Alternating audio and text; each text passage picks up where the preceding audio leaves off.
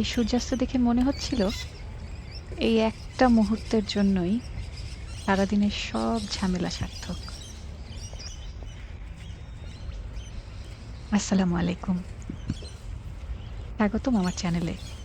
আজকে চলে গিয়েছিলাম এন ফ্রান্স বিচে। সিডনি থেকে বের হওয়াটাই একটা অ্যাডভেঞ্চার। গাড়িতে উঠলাম, মনটাই ভালো হয়ে গেল, আমার বাচ্চাটাও খুশি।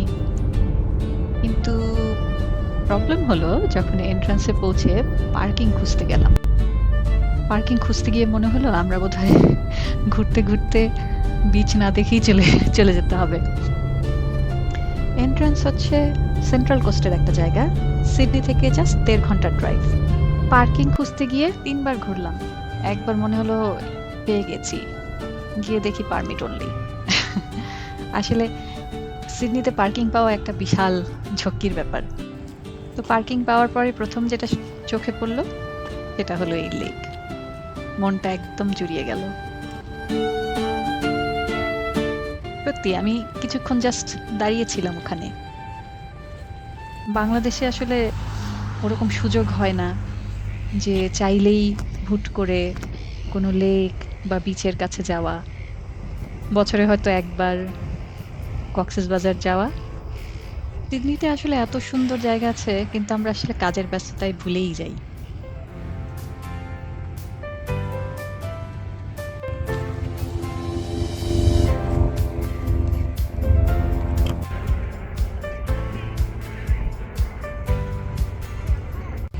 চারিদিকে এত মানুষ, কেউ পিকনিক করছে, কেউ ঘাসে শুয়ে রোদ পোহাচ্ছে।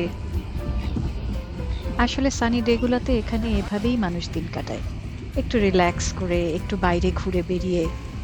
এই তো আমাদের দেশে শীতে কাঁথা মুড়ি দিয়ে থাকি, আর এখানে মানুষ বিচে শুয়ে থাকে। এটাই আসলে আমার কাছে সবচেয়ে ইন্টারেস্টিং লাগে। দুইটা কালচার, দুইটা পৃথিবী, কিন্তু সুখ খোঁজার জায়গা আসলে একটাই, ফ্যামিলি, একটু সানি ডে আর একটু শান্তি।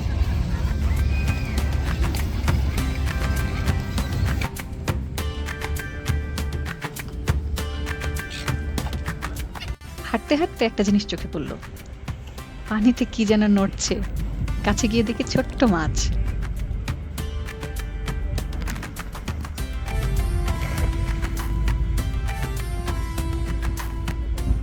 আর এই যে মাছগুলা সব পোনা, এই 10 থেকে 15 মিলিমিটারের মতো বড় হবে। আমরা সবাই মিলে দেখছিলাম যে এত ছোট।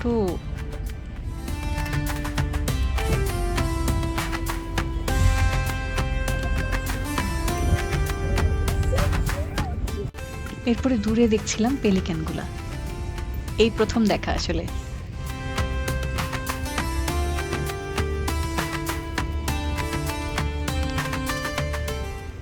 কাছ থেকে আরেকটু দেখতে চাচ্ছিলাম, তো এই জন্য আমরা হাঁটতে হাঁটতে একটু নিচের দিকে নামলাম। এত কাছে ছিল ওগুলো, পেলিক্যান গুলো। আর তাদের কোনো ভয় নেই, একদম মানুষের খুব কাছে, একটুও ভয় পায় না, একদম পাশে এসে দাঁড়ানো। আমাদের দেশের বক পাখিও কি এরকম দেখতে? কি জানি, আমি আসলে কখনো বক সামনে থেকে দেখিনি, হয়তোবা।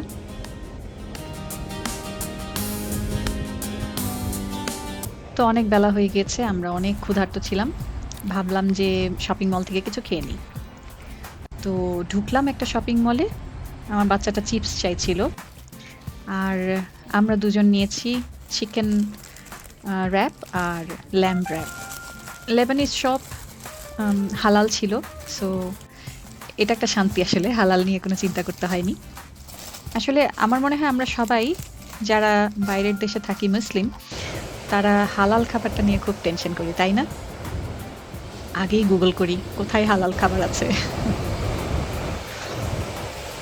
তো যাই হোক, খাওয়া দাওয়ার পরে আমরা ব্রিজটা পার হলাম। আসলে এতক্ষণ ছিলাম আমরা ওয়েস্টার্ন সাইডটাতে, এখন আমরা ব্রিজটা পার হয়ে অন্য সাইডে গেলাম। ব্রিজটা পার হলে আসলে একটা অন্যরকম জায়গা। সেখানে একদিকে লেকটা দেখা যায়, আবার অন্যদিকে গেলে সমুদ্র। মজার ব্যাপার হচ্ছে ওইখানেও একটা পেলিক্যান আছে লেক সাইডে অবশ্য। প্রথমে আমরা গিয়েছিলাম বিচ সাইডটাতে, সমুদ্র দেখছিলাম, সমুদ্রের গর্জন দারুণ ভালো লাগে, চুপচাপ বসে শুনতে ইচ্ছা করে। আর ওই যে ওইখানে একজন মাছ ধরছিল।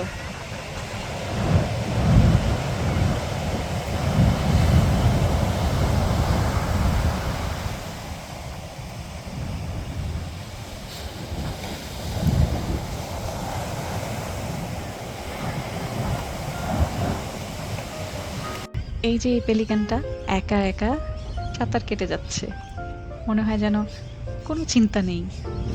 মনে মনে ভাবছিলাম এই পেলিক্যানটার জীবনটাই ভালো। কিন্তু সিরিয়াসলি এই যে কোয়েট মোমেন্টগুলা, এগুলাই আসলে মনে থাকে, এগুলাই আসলে সারা সপ্তাহের যত কাজ, বাচ্চা, ঘরদোর, এত এত স্ট্রেস সব কিছুকে একদম দূরে ঠেলে মনটা শান্ত করে দেয়। আমরা অনেকক্ষণ ওখানে বসেছিলাম। আর তারপর সূর্যাস্ত, আকাশটা আস্তে আস্তে কমলা হয়ে যাচ্ছিল, আর লেকের পানিতে এই রংটা পড়ছিল, অদ্ভুত সুন্দর। এই মুহূর্তে মনে হলো সব ঠিক আছে, সবকিছু আসলে না পেলেও চলে, এই একটু সুন্দর দেখার সুযোগ পেলেই যথেষ্ট। বাংলাদেশ থেকে যখন চলে আসি তখন মনে হয়েছিল অনেক কিছু ছেড়ে এসেছি, বাড়ির সন্ধ্যা, পরিচিত মানুষ। কিন্তু এখন মাঝে মাঝে এরকম সন্ধ্যায় মনে হয় নতুন জায়গায়ও আসলে নিজের একটু শান্তির কোণা তৈরি হয়ে যায় ধীরে ধীরে। আপনাদের কি এরকম কোনো জায়গা আছে যেখানে গেলে মনটা ভালো হয়ে যায়? কমেন্টে বলতে পারেন। আর আমার এই ভিডিওটা ভালো লাগলে লাইক এবং শেয়ার দেবেন। দেখা হবে আগামী ব্লগে। সবাই ভালো থাকবেন, সুস্থ থাকবেন। আসসালামু আলাইকুম।